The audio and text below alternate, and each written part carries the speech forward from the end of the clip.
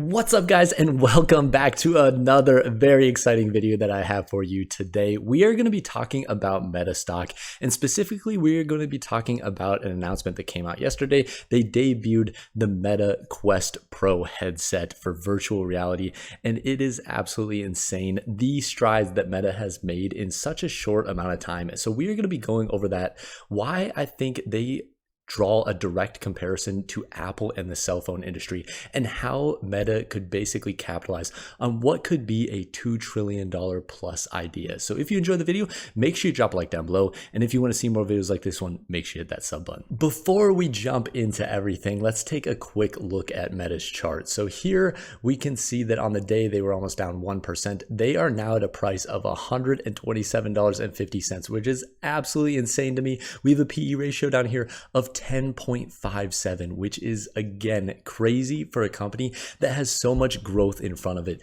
In my opinion, Meta could easily in the future command a 30 plus PE ratio, and right now we're sitting at a 10 PE ratio. So that is absolutely insane. Over the last 5 days, they are down almost 7.5%. Monday was particularly a bad day, but it was bad overall for the market. The news of the Quest headset, the new Quest Pro headset, came out on Monday, and overall the market just reacted negatively to everything, and Meta was no different. They suffered as well. What is absolutely insane is when you look at the last year. So they are down over 60% now over the last year, which is absolutely crazy. So in my opinion, Meta is trading at a deep discount right now. In this video, this is the main article that we are going to be looking at. So this was posted Tuesday, October 11th at 2:30 p.m.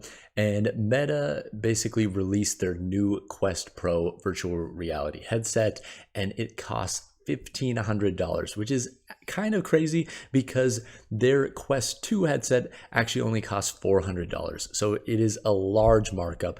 Obviously, there's a lot of inflation over the last time period and a lot of other things, upgrades that they have actually made to the headset that kind of command this higher price. Additionally, they are planning a partnership with Microsoft. So they are planning on bringing a lot of Microsoft's apps to virtual reality. So as I mentioned, Meta Quest Pro will cost $1,500 and start shipping in October 25th.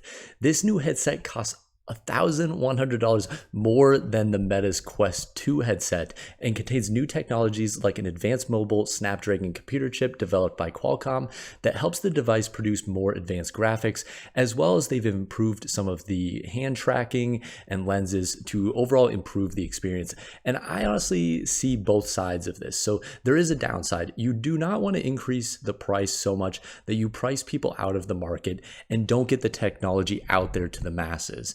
But I believe that this isn't that much of a step, right? We see a lot of iPhones that are now $1,000 plus.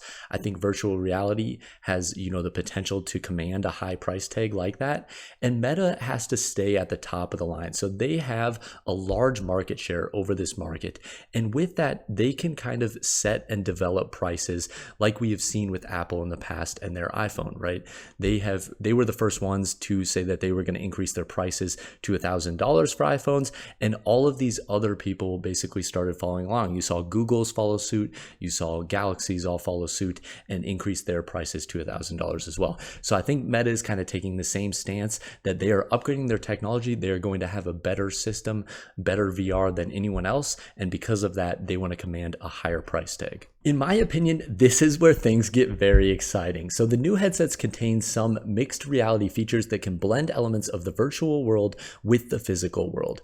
Zuckerberg has touted that as an important feature in the creation of the metaverse that refers to digital worlds that people can access via VR and AR headsets. And why that is so important is AR is where the real opportunity is at. A lot of people view Oculus and a lot of these headsets as being only a part of the gaming industry, video games. And that is not where things are going to progress towards. What we are going to see over the coming years is that augmented reality is where you have a lot of the potential. You could potentially overlay ads in people's regular day lives. You could display ads on walls, and that would be another opportunity for Meta to make additional revenue, additional profit, as well as other features like integrating everything that you can do on your phone potentially into something as small as a contact lens. And personally, I do not believe that it is out of the realm of possibility that over the next 10 to 15 years, maybe 20 years, that these headsets could get as small as a contact lens or a pair of glasses. What we can see here is the progression of phones, right? Back in 1983 and the 80s, we saw a lot of phones that were giant bricks. And over the past 20 years, 20, 30 years, they went all the way down to things that could fit in your pocket, had internet access, have TV access, have everything that you can imagine in the palm of your hand. So it is not out of the realm of possibility that these headsets could continue to decrease in size. We can look at the last headset that came out from the Oculus by Meta and compare that to their new headset, and we can already see a slight difference here in size that is going to help with ergonomics, make it more user-friendly, more wearable for longer periods of time, and eventually once it becomes more wearable for a very, very long period of time, people will not take them off, because if you can augment your reality, get all these features just like your phone, and have it on you all the time, why wouldn't you? On top of all that and all the entertainment aspects that could go along with this, Meta is now partnering with Microsoft to include a lot of their apps into Quest and the virtual reality devices. So we can see here that the CEO of Microsoft has basically talked about it during the event, that they are planning on adding Teams chat app and Microsoft 365 Suite software and the company's Xbox Cloud gaming services all to the new headset. And this is important because what we've seen with cell phones is similar. We saw cell phones become more and more widely available, and what that does is allows workers to be more, basically on the clock for longer periods of time. Whether that's good or not, that's for someone else to debate, but that is a step that progresses with technology and that we've seen with technology.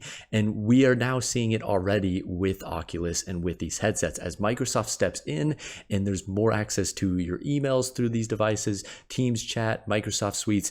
There's more ability to basically integrate this into your work and personal lives. And Meta is in the best position to capitalize on all of this. We can see here that Oculus Quest 2 had over 42% of the virtual reality headset market.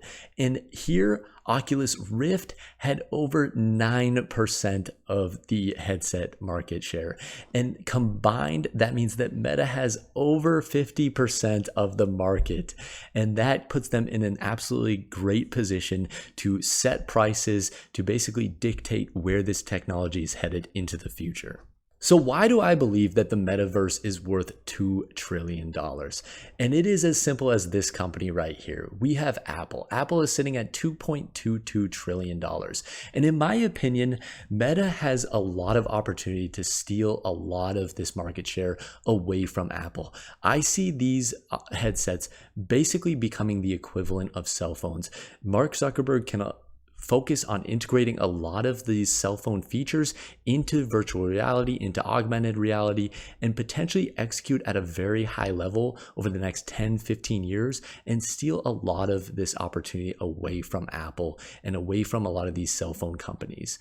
So I think Apple even sees that. They are planning on releasing a new headset and trying to get into the headset market over the next year or so, but they are already behind the game.